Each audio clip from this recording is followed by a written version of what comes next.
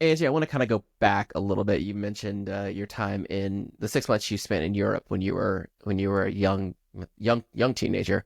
You know, now as a mother, as a coach, looking back on that time, and then also when you started traveling as a professional tennis player, how do you feel like you were received as a like specifically as a Black woman internationally, and like how did that like did you recognize a difference, when you were younger, both 13 and when you got on the tour, or was that something that maybe you Yeah. think differently about now?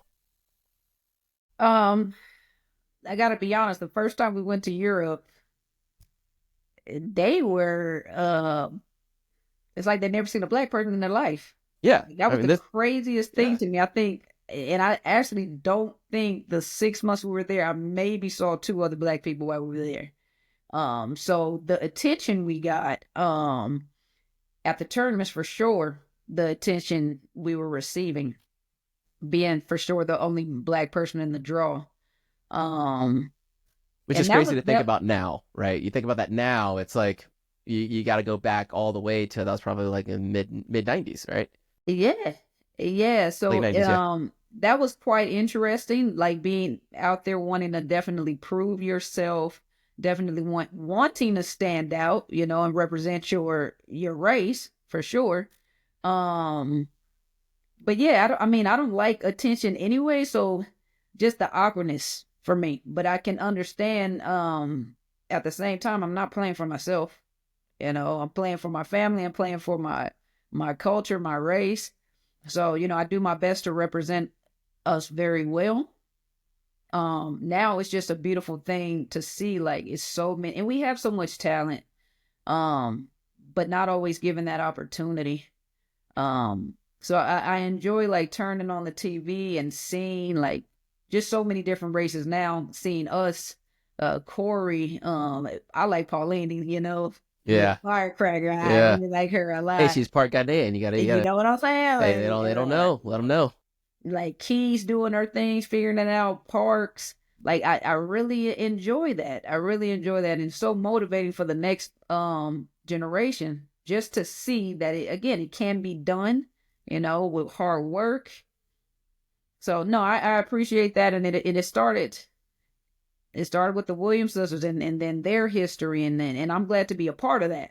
I was talking to a young lady a couple weeks ago, and just randomly she tells me how my like watching me play affected her, and I was only top 100, but just hearing like someone say that they appreciated like my fight, like her perspective of me is not my perspective of me, and it was just interesting. She's like, man, you were like such a fighter out there. I'm like, really?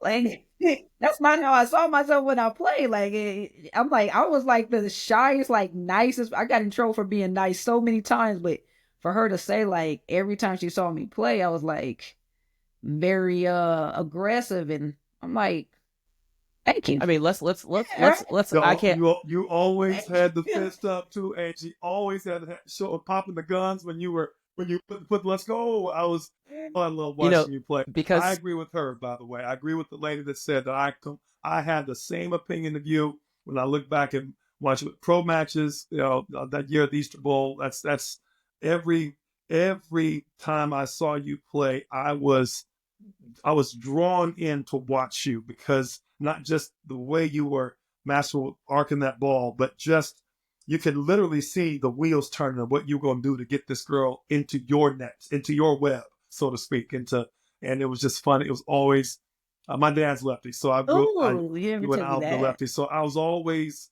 looking at lefty players a little differently, and I was Okay. always trying to. And when I saw you play back then, I was always so just appreciative of your fight, appreciate how savvy.